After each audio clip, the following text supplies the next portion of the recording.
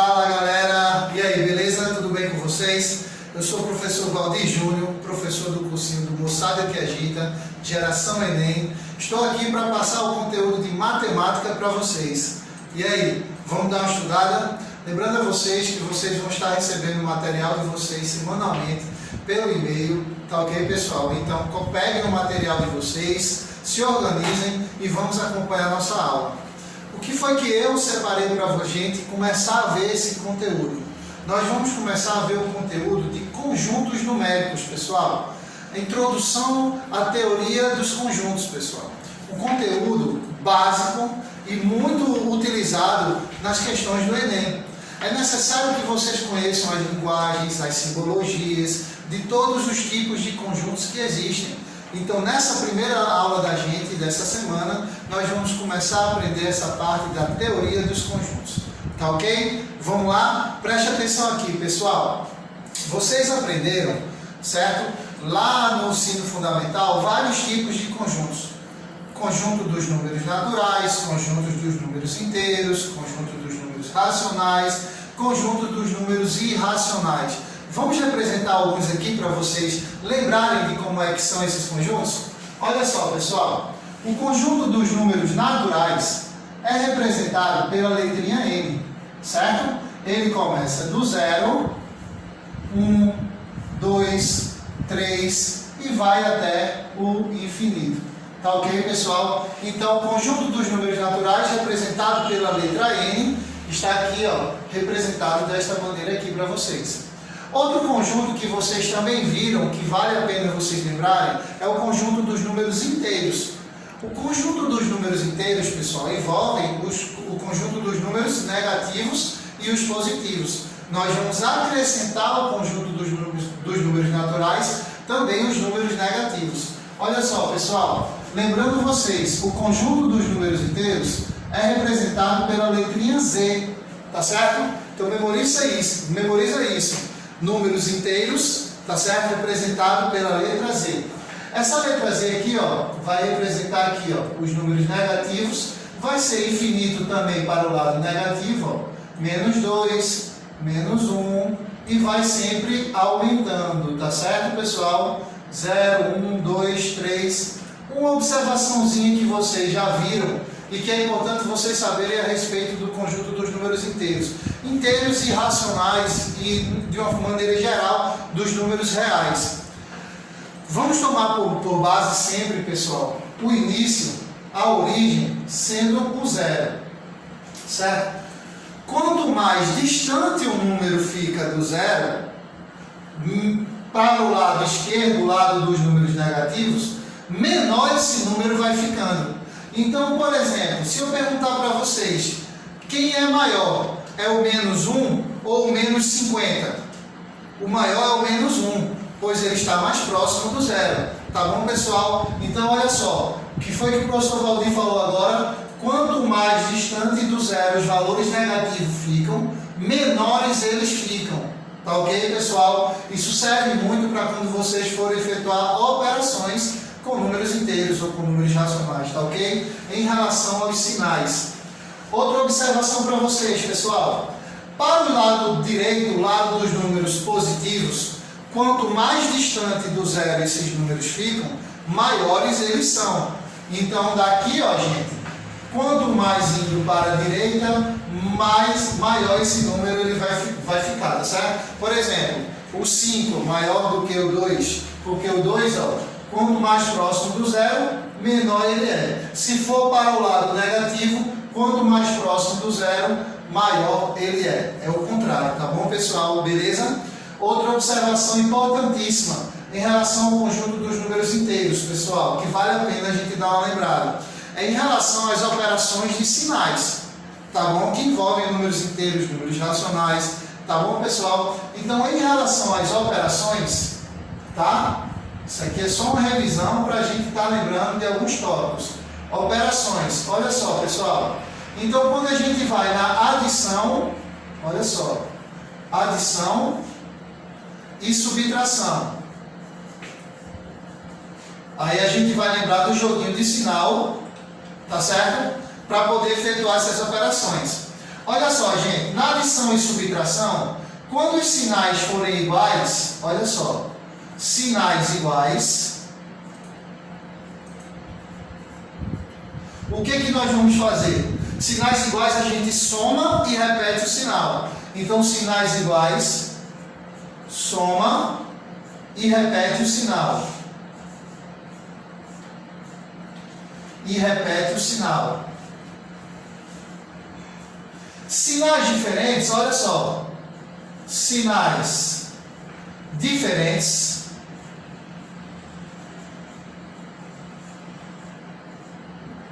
nós vamos subtrair, vou colocar aqui, ó, subtrai e põe o sinal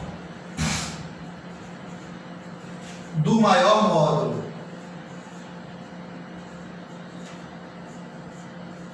Olha só, pessoal, preste atenção. Isso aqui é só para a gente estar dando uma revisada. A gente está introduzindo o conceito numérico para vocês. O conceito desses conjuntos numéricos. Então, o conjunto dos números naturais, o conjunto dos números inteiros, é importante vocês estarem lembrando dessas operações. Se for adição e subtração, sinais iguais, a gente vai somar e repetir o sinal. Se for sinais diferentes, nós vamos subtrair e pôr o sinal do maior módulo. Só para lembrar vocês, o que é módulo, pessoal? O módulo de um número é a distância que aquele número possui até a sua origem, ou seja, até o zero. Se eu perguntar para vocês aqui, olha só, gente, deixa eu pegar meu apagadorzinho aqui, olha só, vou apagar aqui rapidinho para mostrar para vocês, ok? Olha só. Olha só, pessoal. Se eu tenho aqui o número menos 3 mais 5, são sinais diferentes de números inteiros, tá certo? Eu tenho menos 3 mais 5. Como os sinais são diferentes, que eu coloquei para vocês, o que nós vamos fazer? Subtrair esses dois valores e vamos colocar o sinal do maior módulo. Eu vou subtrair, ó, eu vou tirar o 3 do 5, vai dar 2, e o sinal do maior módulo, gente, o maior módulo é o menos 3, qual é o módulo de menos 3? É 3. E qual é o módulo do 5? Vai ser 5 positivo também. Então, vamos colocar o sinal, ó, positivo. Ou seja, sinais diferentes, nós vamos subtrair os valores e colocar o sinal do maior módulo. Outra observação aqui, outro exemplo para vocês. Vamos colocar sinais iguais, menos 3, menos 5. Se os sinais eles são iguais, nós vamos somar os dois valores e repetir o sinal. Menos 3 menos 5 vai ser igual a menos 8. Olha só, menos 3 menos 5 igual a menos 8. Com isso, pessoal, é só para vocês darem uma lembrada em relação a esses números inteiros. Dando continuidade à teoria dos conjuntos, tá certo? Que é o nosso conteúdo. Vamos falar aqui do conjunto dos números racionais. Olha só. Só para lembrar vocês, ó, conjunto dos números racionais. Pessoal, o conjunto dos números racionais, eles envolvem quem? Quem é que participa desse conjunto? As frações, os números decimais, as dízimas periódicas, tá bom? Olha só o que eu falei, as dízimas periódicas, tá ok? Que tem aquele período, aquela parte que se repete. Então, nós temos aqui como exemplos de números racionais, eu vou colocar aqui, ó, gente, exemplos. Eu vou colocar aqui, por exemplo, 1/2. 1/2 é uma fração. 1/2 é um número racional. Eu estou representando por uma divisão. Toda fração é uma divisão. Então, é um número racional. Eu posso representar esse 1/2 também por 0,5. Tá ok. Aí você me pergunta, professor Valdir, todo número inteiro, ele é racional? É sim, ele é racional. Olha só, gente, nós temos aqui, por exemplo, o número menos 3. Ele faz parte do conjunto dos números racionais. Tem como nós escrevermos, representarmos esse valor menos 3 por uma fração? Tem sim, pessoal. Se liga aqui, ó. Olha só. O menos 3 eu posso escrever numa simples fração. Menos 6 sobre 2. Menos 6 sobre 2 é uma divisão, e se dividirmos o 6 pelo 2, vai dar igual a 3. No caso, o sinal do 6 é negativo, vai ficar como resposta menos 3. Então, todo número inteiro tem como nós representarmos ele de uma forma de fração. Então, todo número inteiro ele é racional. Então, memoriza isso, gente. O conjunto dos números racionais são todos os valores que podem ser representados por uma fração. Tá ok? Então, olha só. Ele é representado aqui, ó, gente, pela letra Q. Olha só. Então, qual é o conjunto dos números racionais? Eu vou dar só um exemplo aqui para vocês, tá, gente? Porque é infinito. Entre um valor e outro inteiro, existem infinitos valores decimais. Então, mas eu vou representar assim, da seguinte forma, olha só. Nós temos aqui, ó. Eu vou botar aqui, ó, menos 2. Posso colocar aqui, ó, depois do menos 2, eu posso colocar menos 3 meios, que equivale a menos 1,5. Eu posso colocar aqui, ó, gente, eu posso colocar um número decimal, menos 1,2, olha só. Eu posso colocar aqui, ó, menos 1, todo número inteiro ele é racional também. E eu posso colocar, continuando aqui, ó, botar o 0, depois, ó, 1 meio, e assim por diante, gente. Beleza? Então, só repetindo, todo número decimal ele é racional, toda fração, todo número fracionário ele também é um número racional, tá certo, pessoal? Então, dessa maneira nós representamos o conjunto dos números racionais, tá ok? Olha só, pessoal, outra observação para vocês. Nós vimos quem são o conjunto dos números naturais, vimos quem são o conjunto dos números inteiros, vimos agora quem são o conjunto dos números racionais. Agora vamos dar uma abrangida aqui, vamos abranger aqui outros conjuntos. Qual é o conjunto que está faltando a gente citar aqui para vocês? O conjunto dos números irracionais, que eu vou dizer para vocês quais são esses conjuntos, quais são esses valores que são números irracionais, e vou citar para vocês também o conjunto dos números reais, tá ok? De antemão vamos aprender aqui esses tipos de conjuntos. Então, apagando aqui.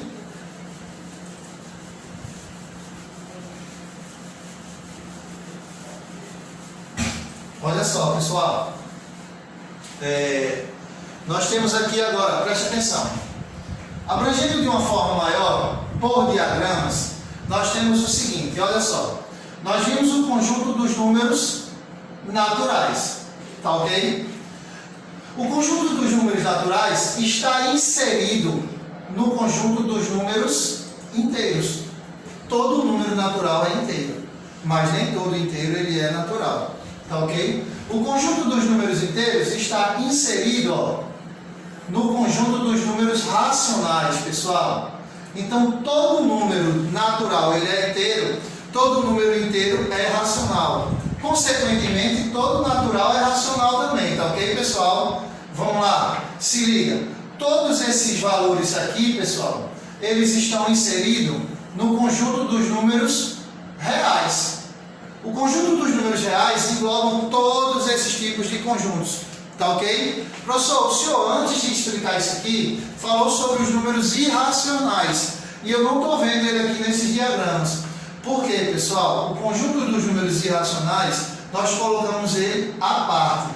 Esses valores, eles são à parte, eles não fazem parte do conjunto dos números racionais, eles não fazem parte do conjunto dos números inteiros, e também não fazem parte do conjunto dos números naturais. Eles mais fazem parte dos reais. Olha só, os irracionais, representado pela letra I, a gente pode colocar ele assim, ó, no conjunto separado, tá bom? Ele é um número real, porém não faz parte desses outros tipos de conjuntos.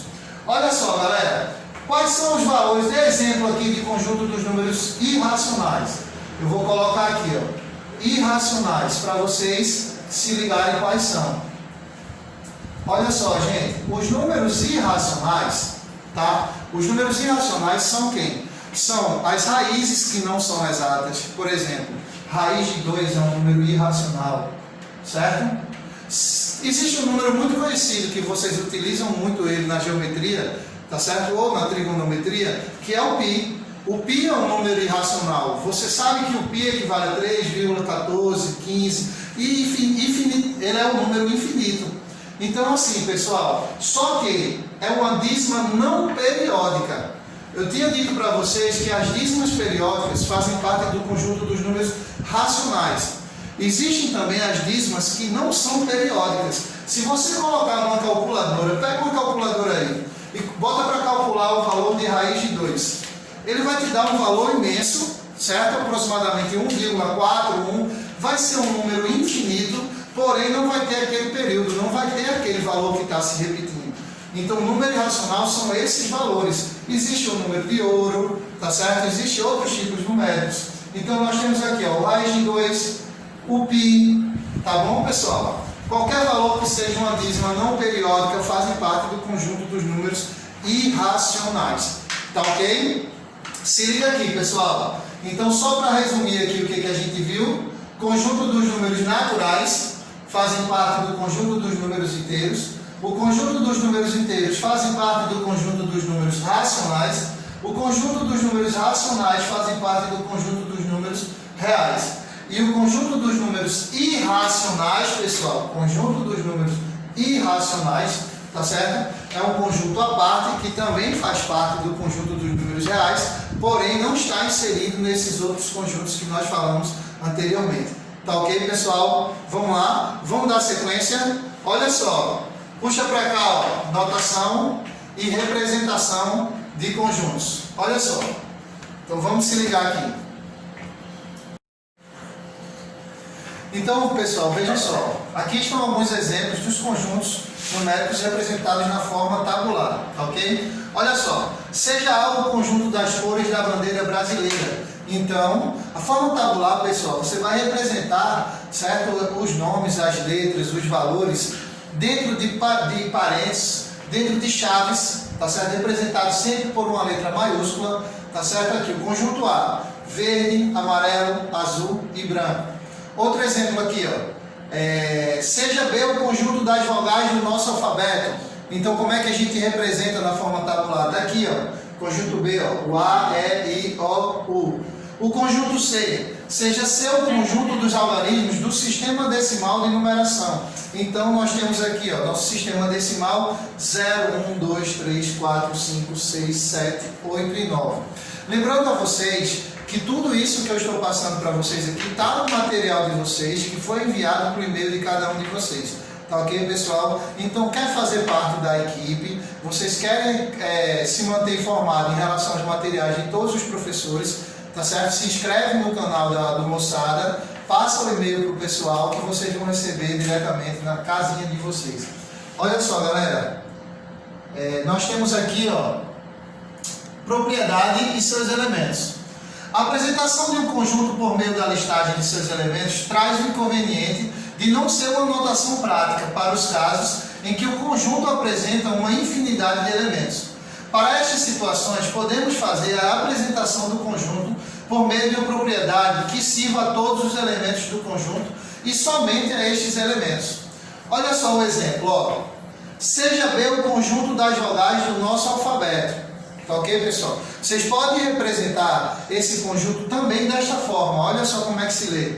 O conjunto B seria X, essa barra representa o tal que, ó, X tal que. X é vogal do nosso alfabeto.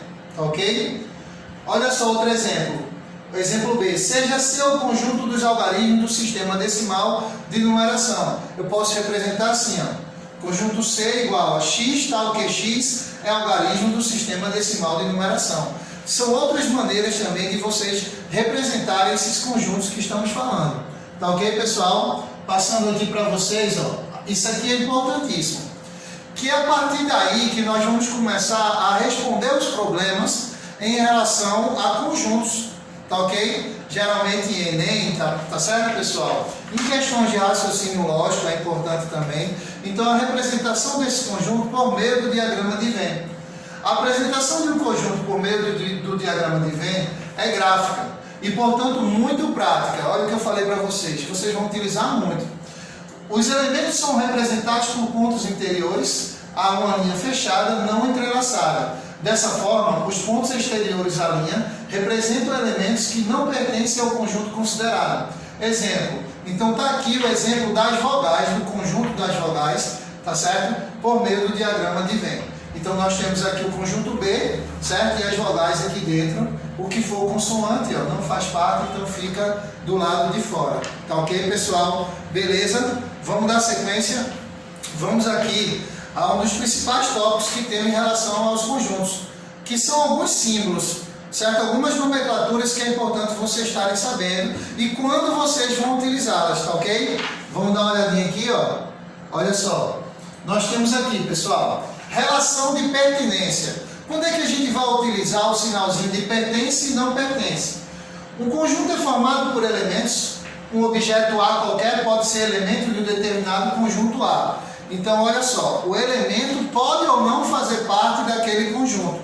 Todos os valores que estão dentro daquele conjunto são chamados de elementos.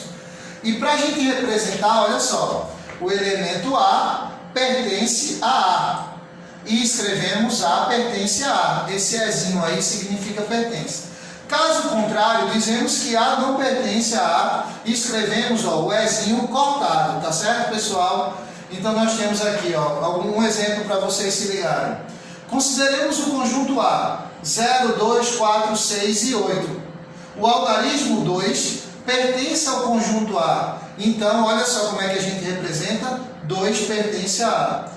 O algarismo 7 não pertence ao conjunto A. Então, escrevemos que 7 não pertence a A. Tá certo, pessoal? Então, tudo isso, para poder representar e utilizar o sinal de pertence ou não pertence, é quando formos relacionar elemento para conjunto. Tá ok, gente? Beleza? Se ligaram? Vamos dar sequência. Olha só, pessoal, que interessante para vocês. Alguns símbolos matemáticos que vocês utilizam muito, certo? E às vezes se confundem na hora de representar em uma questão ou não. Nós temos aqui, ó, menor que, certo? Quando você for ler o menor que, você vai ler o seguinte, a partir da parte fechada, certo? Vai ser menor. Se isso eu estou falando lendo da esquerda para a direita. Se eu colocar 2, menor que 3, tá bom, pessoal? O lado aberto se chama maior, tá bom? Então eu poderia colocar 3 maior que 2. Quando temos um tracinho embaixo, é menor ou igual, maior ou igual, tá? Outra observação importante. Às vezes quando vocês vão responder questões abertas, vocês vão representar um conjunto vazio, vocês têm mania de colocar o vazio, ó, essa bolinha cortada dentro das chaves. Não pode. Conjunto vazio só pode ser representado pelas chaves sem nada dentro, ou então pela bolinha cortada, tá certo, pessoal? Então é assim que nós representamos o conjunto vazio. Então aqui, ó, mais alguns símbolos. O Azinho de cabeça para baixo, pessoal. O que significa esse A de cabeça para baixo? Significa para todo ou para qualquer que seja. Nós temos aqui, ó, o sinal de pertence, não pertence. O E maiúsculo ao contrário significa que existe. Se tiver o E maiúsculo ao contrário cortado, significa que não existe, tá bom? O Czinho, ó, pessoal, está contido. O Czinho cortado não está contido, tá bom? Se você tiver um C ao contrário, quer dizer que contém. E o C ao contrário cortado quer dizer que não contém, tá certo, pessoal? E a barrinha que eu disse para vocês significa o tal que. Então vocês têm no material de vocês toda essa simbologia, toda essa explicação que a gente está vendo aqui, passando para vocês entenderem melhor essa parte de conjuntos. Tá ok, pessoal? Vamos lá? Vamos ver o que a gente tem aqui para salientar mais para vocês. Nós temos aqui, ó, relação de inclusão.